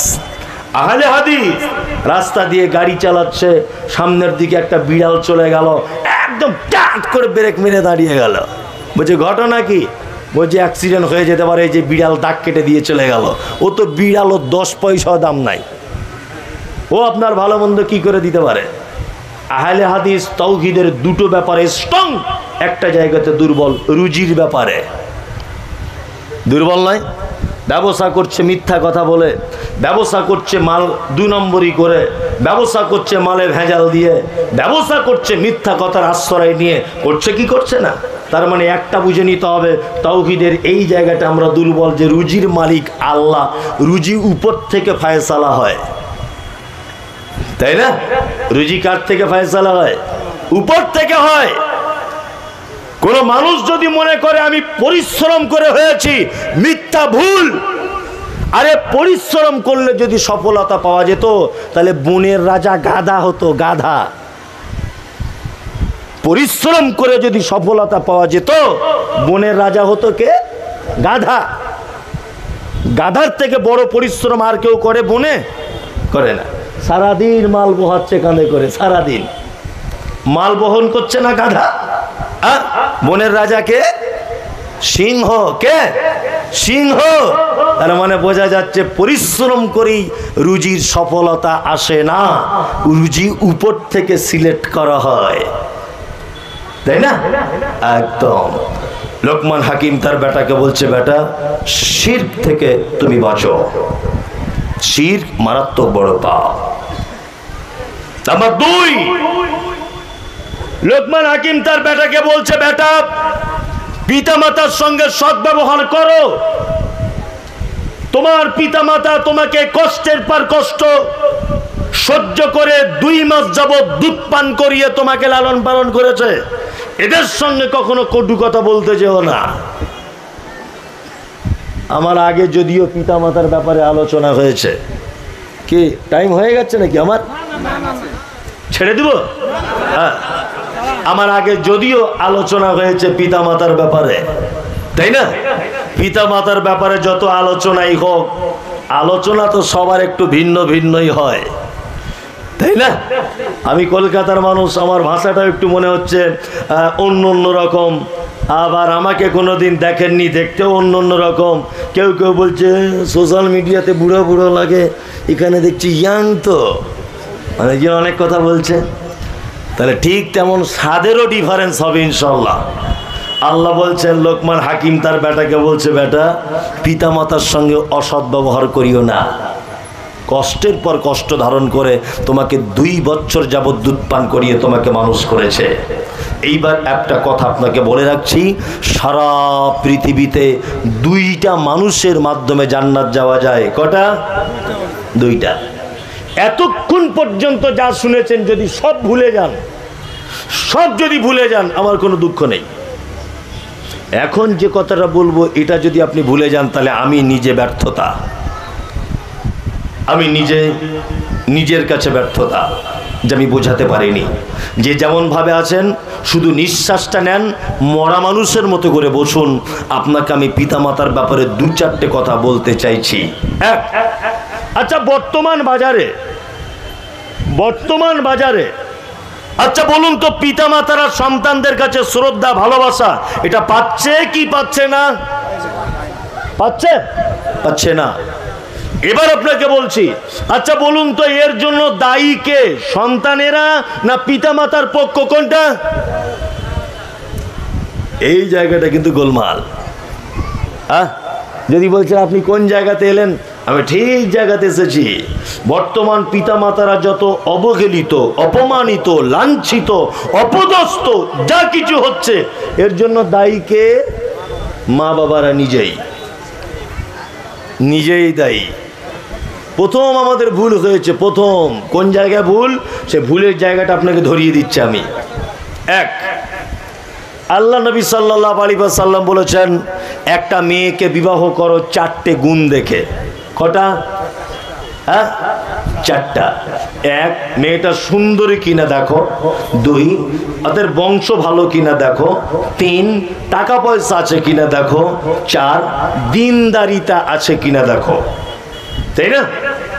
আপনি এবার আপনার মেয়ের বেটার বউ দেখতে গেছেন। গিয়ে মেয়েটাকে পাশে বসিয়ে বলছেন, মা তোমার নাম কি? বলছে, আমার নাম শাকিলা। বলছে, আলহামদুলিল্লাহ, খুব সুন্দর নাম তো।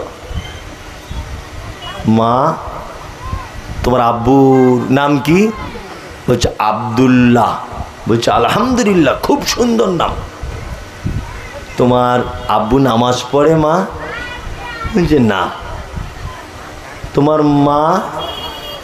বলছে, না, নামাজ পড়ে না। তুমি নিজে নামাজ পড়ো মা? আমিও পড়ি না।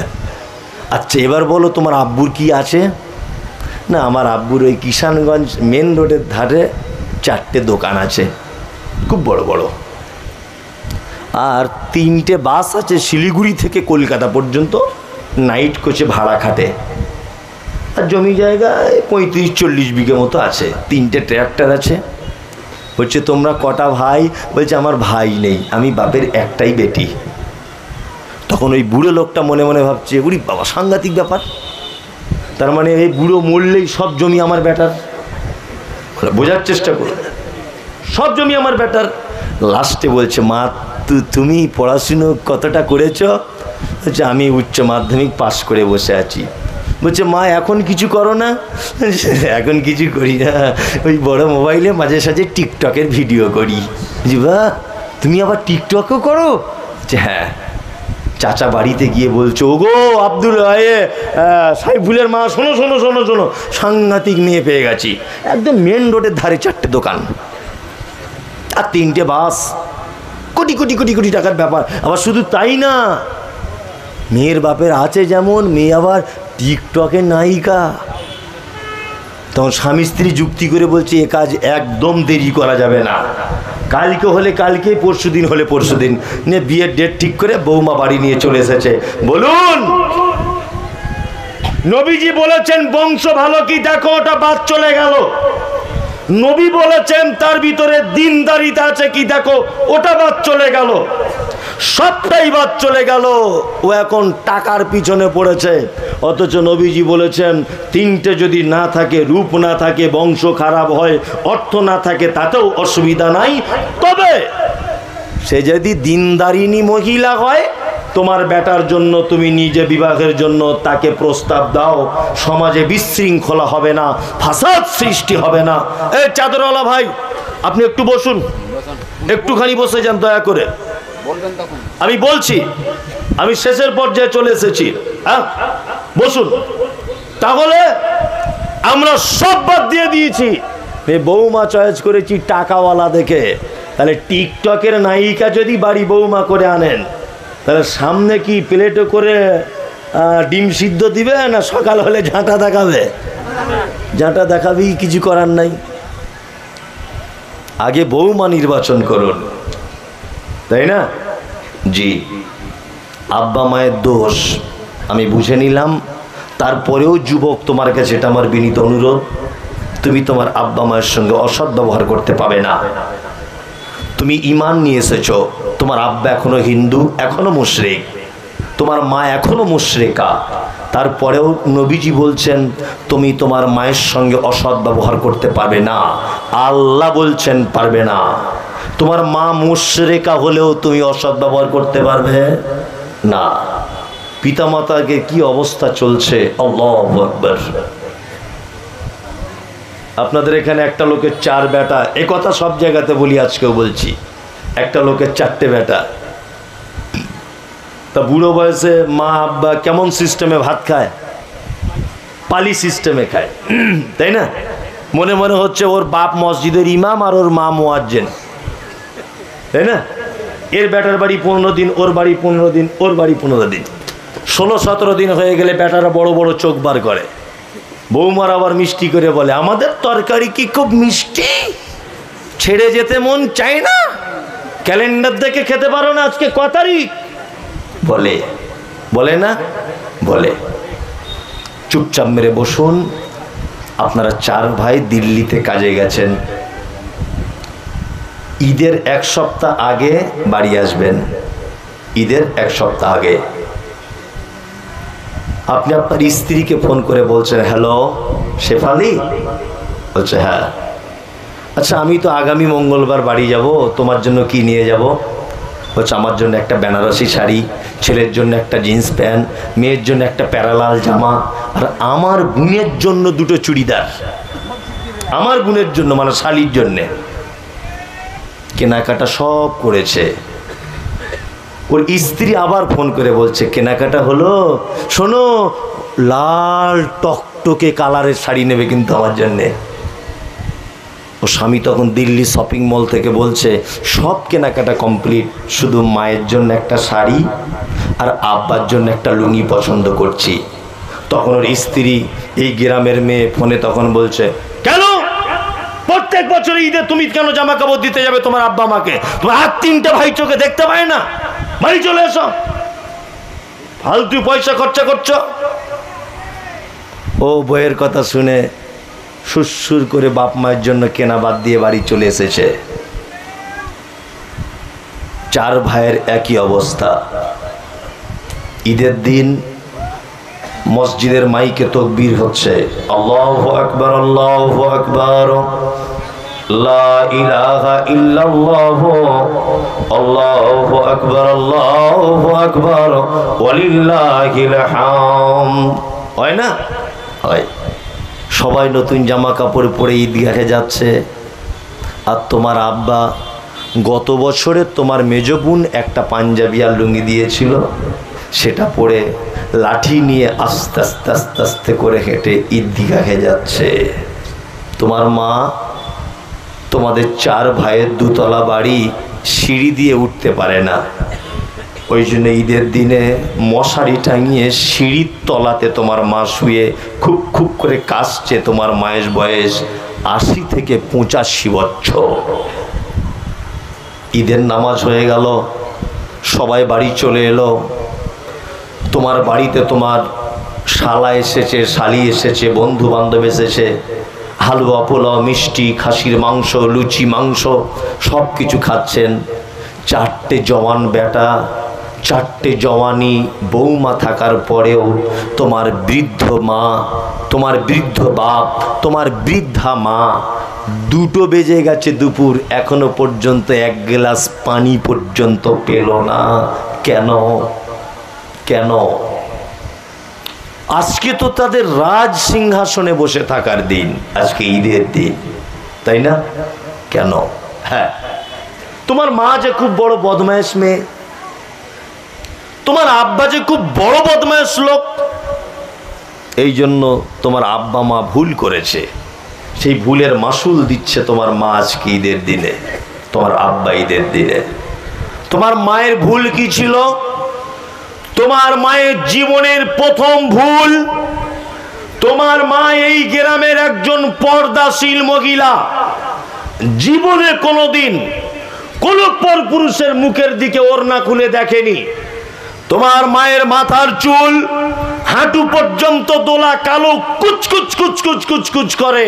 পাড়ার মেয়েরা তোমার মায়ের চুল শখ করে দেখতে আসতো। তোমার মা আলেম ওলামাদেরকে দেখলে মুখে ঘোমটা দিয়ে বাড়ির ভিতরে চলে যেত। তোমার মায়ের ঈদের দিনে এই অবস্থা। তার প্রথম নম্বর ভুল হচ্ছে এই, যে মা পরপুরুষের জীবনে মুখ দেখেনি, সেই মা তোমার মতো বদমাশ ছেলেকে জন্ম দিতে গিয়ে কিষানগঞ্জের হাসপাতালে পরপুরুষের সামনে উলঙ্গ হয়ে তার লজ্জাস্থান দেখিয়ে পৃথিবীর আলো তোমাকে দেখিয়েছিল। এটা তোমার মায়ের জীবনের প্রথম নম্বর অপরাধ। যে মা কোনোদিন মুখ দেখায়নি, সে মা শাড়ি ব্লাউজ করে পরপুরুষ ডাক্তারের সামনে তার যৌনর একটা অঙ্গ ডাক্তার বাবুকে দেখিয়েছিল। এটা তোমার মায়ের জীবনের প্রথম অপরাধ। তোমার মায়ের দ্বিতীয় নম্বর অপরাধ, তোমার মায়ের মাথার চুল কালো কুচকুচে, কিন্তু তোমার মতো বদমাশ ছেলেকে জন্ম দিতে গিয়ে হসপিটালের বেডে তোমার মায়ের কালো কুচকুচে চুল লাল জগতে জমাট বেঁধে গিয়েছিল। এটা তোমার মায়ের দ্বিতীয় বড় অপরাধ। তোমার মায়ের অপরাধ কি? তোমার মা হচ্ছে এলাকার সব থেকে সুন্দরী নারী। তোমার মায়ের বয়স তখন 26 বছর, অপরূপা চরমা সুন্দরী তোমার মা। তোমার মায়ের গায়ের চামড়া হাঁসের ডিমের মতো সাদা চকচক চকচক করে। তোমার মা জীবনে কোনোদিন ভয়ে ইঞ্জেকশন পর্যন্ত দিত না, ডাক্তার বাবুকে দেখে ভয় করত। কিন্তু তোমাকে জন্ম দেওয়ার জন্য হসপিটালে গেল, ডাক্তার বাবু তোমার মাকে দেখে বলছে, মা তোমার পেটের ভিতরের বাচ্চাটা সোজাসুজি থাকার কথা, আড়াআড়ি করে লেগে গেছে, এখন কাটা ছাড়া কোনো উপায় নেই। তখন তোমার মা সেদিন কাঁদো কাঁদে কণ্ঠে বলেছিল, ডাক্তার বাবু জীবনে কোনোদিন ইঞ্জেকশনের সূচ আমার দেহে ঢোকেনি, তবে আপনি যদি পারেন আমার বাচ্চাকে বাঁচান, ধারালো ছুরি দিয়ে প্রয়োজনে আমার পেট কেটে দেন। সেই যে তোমার মা তোমাকে পৃথিবীতে আনার জন্য পেট কেটে দিয়েছিল, আর ডাক্তার বাবুরা সেই যে মোটা সূচ দিয়ে সেলাই করে দিয়েছিল, আজও পর্যন্ত 85 বছর বয়সে মশারির ভিতরে শুয়ে তার বেদনা অনুভব করে। এটা তোমার মায়ের তৃতীয় বড় অপরাধ।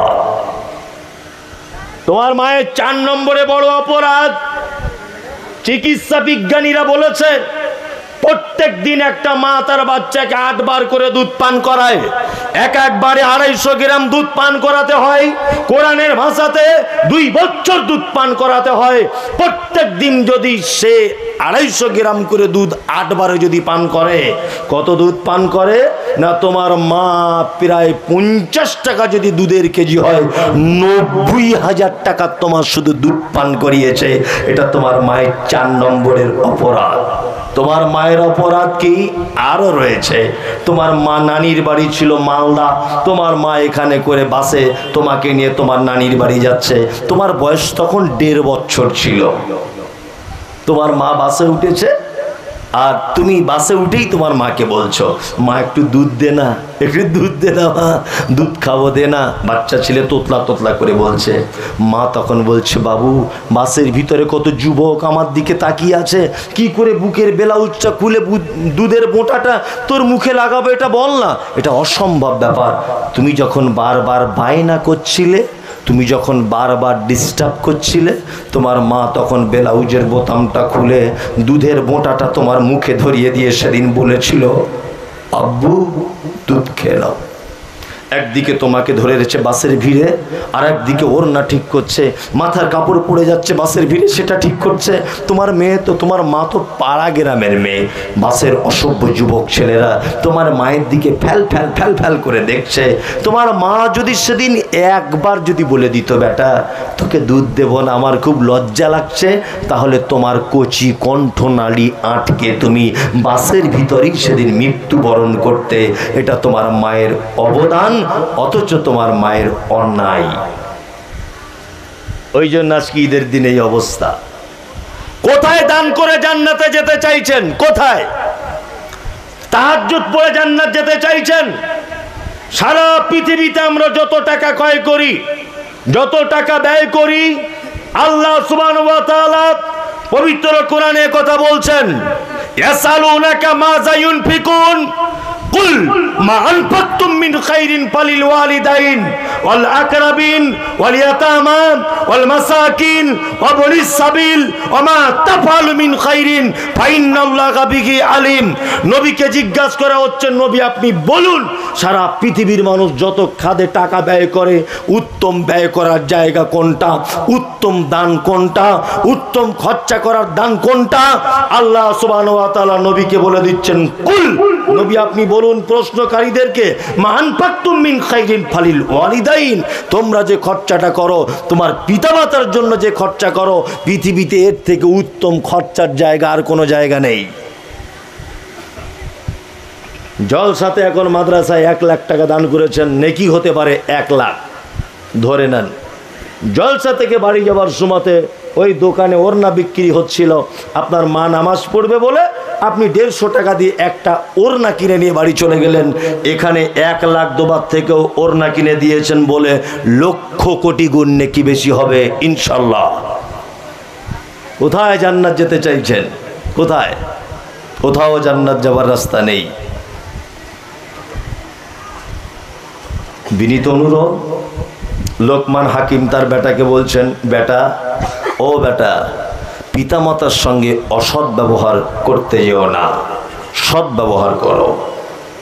আর 3 নম্বর উপদেশ হচ্ছে, তোমার পিতামাতা যদি তোমাকে শিরকের ব্যাপারে যদি জবরদস্তি করে, না জানার কারণে, তবুও যেন তুমি তাদের সঙ্গে শিরকে যুক্ত হয়ে যেও না। শিরক বড় পাপ। কত যে সমাজে শিরক চলছে আপনাকে আর কি বলবো। একটা কথা বলে দিই, মোবাইলে ভিডিওটা আছে আমার, এখনো ডিলিট করিনি। কলকাতাতে একটা দরগা আছে, তার নাম হচ্ছে আজানগাছি। কে? আজানগাছি নাম শুনেছেন? হয়তো শুনে থাকতে পারেন। আজানগাছি দরগা। আল্লাহ নবী সাল্লাল্লাহু আলাইহি ওয়াসাল্লাম, ওই যে ভিডিওটা একটু শোনায় আপনাকে, তাহলে মনে হয় ভালো লাগবে। না থাক, পরে শুনে নিবেন। আজানগাছি একটা পীর সাহেব বক্তব্য রাখছে, কালকে শুনলাম। কি বক্তব্য বলছে? আল্লাহ নবী সাল্লাল্লাহু আলাইহি ওয়াসাল্লাম ওই যে খন্দকের যুদ্ধতে ক্ষুধায় তাড়নায় থাকতে না পেরে পেটে যে পাথর বেঁধেছিলেন, এই পাথর কোন সাহাবী সংরক্ষণ করতে পারেননি। ওই পাথরটা আজ পর্যন্ত কেউ রেখে দিতে পারেনি। আমাদের এইখানকার পীর সাহেব, অর্থাৎ আজানগাছি বলে যে পীর, এই পীর সাহেব ওই 2টো পাথর আজও পর্যন্ত সংরক্ষণ করে দিয়েছে। এই দেখুন সেই পাথর, এই পাথরে কিছু লবঙ্গ চারিদিকে দিয়ে রেখেছে, সেন্ট বার হচ্ছে। বলছে এই পাথরে যদি কেউ চুমা খায়, তাহলে চৈত্র মাসে বৈশাখ মাসে যেমন গাছের পাতা ঝরে ঝরে পড়ে, তেমন করে তার পাপগুলো ঝরে ঝরে ঝরে ঝরে পড়বে। মনে মনে ভাবছি, ওরে বাটপার, চিটিংবাজ। 1500 বছর আগে পাথর তুই পেলি কোথায় বল? হ্যাঁ, 1500 বছর আগে কোন গাড়িতে করে পাথর নিয়ে এসেছিলিস বল? আর মানুষ ওই পাথরে গিয়ে সেজদা করছে। শিরক, কত যে ভণ্ডামি আছে। আল্লাহু আকবার। আল্লাহ লোকমান হাকিম তার বেটাকে দ্বিতীয়বার আবার রিপিট করছেন, এই তোমার পিতামাতা যদি জোর করে তোমাকে শিরকের ব্যাপারে, তবুও যেন আপোষ করবে না। শিরক বড় পাপ, শিরক খুব বড় পাপ। যাই হোক, একজনে একটা কি জানতে চেয়েছেন, আমি 1 মিনিট বলে দিয়ে তবে আমি আবার আসছি। মাদ্রাসার উন্নতি কল্পে জলসা। বর্তমান সময়ে ফিলিস্তিনিদের মুসলমানদের উপরে হামলা হচ্ছে, এই ব্যাপারে কিছু বলুন। এখন এই ব্যাপারে আর কি বলবো, এটা আপনারা খুব ভালো করে জানেন যে ইহুদিরা হচ্ছে মুসলিমদের অর্থাৎ কোরআনওয়ালাদের চরম চরম শত্রু। ইহুদি আর খ্রিস্টান ঈমানওয়ালাদের কি চরম চরম শত্রু। আজকে ফিলিস্তিনিদের উপরে যে অত্যাচার, আল্লাহু আকবার। একটা বাচ্চা মেয়েকে জিজ্ঞাসা করা হচ্ছে, মা তুমি নামাজ পড়ো? বলছে পড়ি, তবে প্রতিদিন 6 ওয়াক্ত পড়ি। 6 ওয়াক্ত, ফজরে পড়ি, জোহরে পড়ি, আসরে পড়ি, মাগরিবে পড়ি, এশাতে পড়ি, আর প্রতিদিন রাত দিনের জানাজা চলতেই আছে, ওটাও একটা ওয়াক্ত। আল্লাহু আকবার। অসংখ্য মানুষকে মেরে দেওয়া হচ্ছে, অসংখ্য মানুষকে। এটা আপনারা জানেন যে গাজা শহরটাকে টোটালি ঘিরে নিয়েছে ইহুদিরা, টোটালি ঘিরে ফেলে দিয়েছে। আর সব থেকে বড় কষ্ট হচ্ছে এটা, সব থেকে বড় কষ্ট হচ্ছে এটা, সেটা হচ্ছে এই সারা ভারতবর্ষের ইতিহাসে 1947 সাল থেকে 2023 সাল পর্যন্ত সারা ভারতবর্ষে যত গণ্যমান্য বরেণ্য ব্যক্তিরা এসেছে এবং যারা চলে গেছে, প্রতিটা মানুষ মানবিক দৃষ্টিতে ফিলিস্তিনিদেরকে সহযোগিতা করেছে। কিন্তু বর্তমান ভারতবর্ষের মাসনাদে যিনি বসে আছেন, এই মাত্র একটা লোক সারা ভারতবর্ষের ইতিহাসকে কলঙ্কিত করছে যে তিনি বর্তমানে ইহুদিদের পক্ষে আর ফিলিস্তিনিদের বিপক্ষে হয়েছেন। একটাই মাত্র লোক। বড় আফসোস লাগছে, মণিপুরে মুসলিম মেয়েদেরকে উলঙ্গ করে রাস্তায় জনসমক্ষে তাদেরকে পুড়িয়ে দেওয়া হয়েছে, সেখানে সোশ্যাল মিডিয়া পৌঁছাতে পারেনি। ওই আপনার কর্ণাটকে মুসলমানদেরকে মারা হয়েছে, ওইখানে মিডিয়াকে পৌঁছাতে দেওয়া হয়নি। লকডাউনে মানুষদেরকে ঘরে ঢুকিয়ে বাবরি মসজিদ ভেঙে দেওয়া হয়েছে, মিডিয়াকে প্রবেশ করতে দেওয়া হয়নি। ওই ত্রিপুরাতে মসজিদ ভেঙে দেওয়া হয়েছে, মিডিয়াকে প্রবেশ করতে দেওয়া হয়নি। আর এত বড় নেমক হারাম ফিলিস্তিনি আর ইহুদিদের সঙ্গে যুদ্ধ চলছে, ও এইখান থেকে রিপোর্টার পাঠিয়েছে, এইখান থেকে সাংবাদিক পাঠাচ্ছে, যাও কতজন মুসলমানকে মারছে ইহুদিরা আর ইহুদি কত মরছে এটা দেখাও।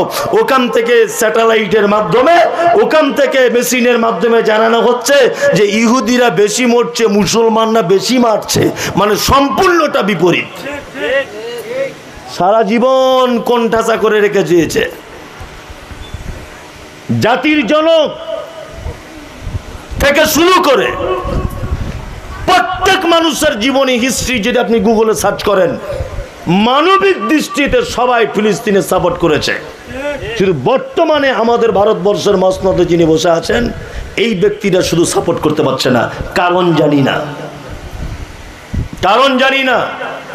হে কাবার মালিক, আমি একজন ভারতবর্ষের নাগরিক, হিন্দু দেশের নাগরিক, এইখান থেকে কোন রকমের সহযোগিতা করতে না পারলেও তোমার কাছে আজকে এই জনসমুদ্রকে নিয়ে, হে কাবার মালিক, তোমার কাছে এটা আমার আকুল আবেদন। তুমি যেমন আবাবিল দিয়ে ধ্বংস করেছিলে আব্রাহাদেরকে, তুমি যেমন ধ্বংস করেছিলে ফেরাউনের বাড়বাড়ান্তকে, তুমি যেমন ধ্বংস করেছো নমরুদকে, ঠিক তেমন ভাবে ইসরায়েলের ইহুদিদেরকে চিহ্নিত করে পৃথিবীতে তুমি তাদেরকে নিস্তেনাবুদ করে দাও। আল্লাহ তুমি পারো, তুমি পারো, তুমি কাবাকে রক্ষা করেছো। পৃথিবীর তৃতীয় জায়গা মসজিদে আকসা, এই মসজিদে আকসাকে তুমি বাঁচাতে পারো। হে কাবার মালিক, তোমার কাছে শেষবারের মতো এটা আমার আকুল আবেদন। হে আল্লাহ, তুমি ফিলিস্তিনিদের উপরে যারা নিরীহ মুসলিম যুবক যুবতীদের উপরে, শিশুদের উপরে যারা অত্যাচার করছে, তুমি তাদেরকে চিহ্নিত করো এবং পৃথিবীতেই তাদেরকে ধ্বংস করে দাও। আমিন, আমিন। প্রত্যেক দিনই ভাই এবং বোনেদের কাছে বিনীত অনুরোধ যে আপনারা প্রত্যেক নামাজের পরে পরে কুনুতে নাজেলা পড়ুন। প্রত্যেক মানুষের কাছে বিনীত অনুরোধ, বড় কঠিন অবস্থাতে রয়েছে ফিলিস্তিনের মানুষেরা। আমরা এখান থেকে কিছু করতে না পারলেও অন্তত পক্ষে একটু দোয়া তাদের জন্য পাঠাবো ইনশাআল্লাহ। প্রত্যেক মানুষ দোয়া করবেন। আমার সব থেকে ভালো লাগছে এটা যে আজকে বাংলাদেশের সরকারের কাছে আবেদন জানানো হয়েছে বাংলাদেশের নাগরিকরা আবেদন জানিয়েছেন শেখ হাসিনাকে যে আমাদের এখান থেকে কিছু সেনা পাঠানো হোক, কিছু সেনা পাঠানো হোক। বড় দুঃখ লাগছে এটা যে ফিলিস্তিনের সাইডে রয়েছে অনেক মুসলিম দেশ, তারা সব চুপ, তারা সব চুপ। জানি না কেন বড় বড় মুসলিম দেশ কেউ ফিলিস্তিনিদের পাশে যাচ্ছে না, শুধু মুখে বলছে সাথে আছি, দেখতে পাচ্ছি কোনো রকমের সহযোগিতা করছে না। আমরা সহযোগিতা না করতে পারলেও আমরা এখান থেকে দোয়া করব, আল্লাহ তুমি তাদের ইমানে জজবা পয়দা তৈরি করে দাও এবং তুমি তার মসজিদকে নিজের ঘর নিজে হেফাজত করো। আল্লাহ যারা মসজিদ ধ্বংস করার ষড়যন্ত্র করছে, নিরীহ মা বোনেদের উপর অত্যাচার চালাচ্ছে, আল্লাহ তুমি তাদেরকে চিহ্নিত করে ধ্বংস করে দাও। আমিন। কেউ পৃথিবীতে বাঁচতে পারেনি অত্যাচারীরা, এরাও বাঁচতে পারবে না, সময় লাগবে ইনশাল্লাহ। এটা মাদ্রাসার জলসা। দেখুন আমি খুব বড় আলেম নয়, আমাকে ফতোয়া জিজ্ঞাসা করবেন না। যারা দান দেওয়ার প্রতিশ্রুতি করে দান দেয় না কিছু বলুন, তাদের ব্যাপারে এতটুকুই বলবো যে মুনাফেকের আলামতের একটা আলামত প্রতিশ্রুতি দিলে ভঙ্গ করে, এ মুনাফেকের পর্যায়ে। কি বলছে বুঝতে পারছেন না? আর মুনাফেকের স্থান, হ্যাঁ, ইন্নাল মুনাফিকিনা ফি দারকিল আসফালি মিনান নার, জাহান্নামের শেষ পর্যায়ে একদম নিচেতে। এই লোক ওই পর্যায়ে আমি মনে করি। যাই হোক, যারা এই কাজ করছেন আর করবেন না। এটা মাদ্রাসার উন্নতি গল্পে জলসা।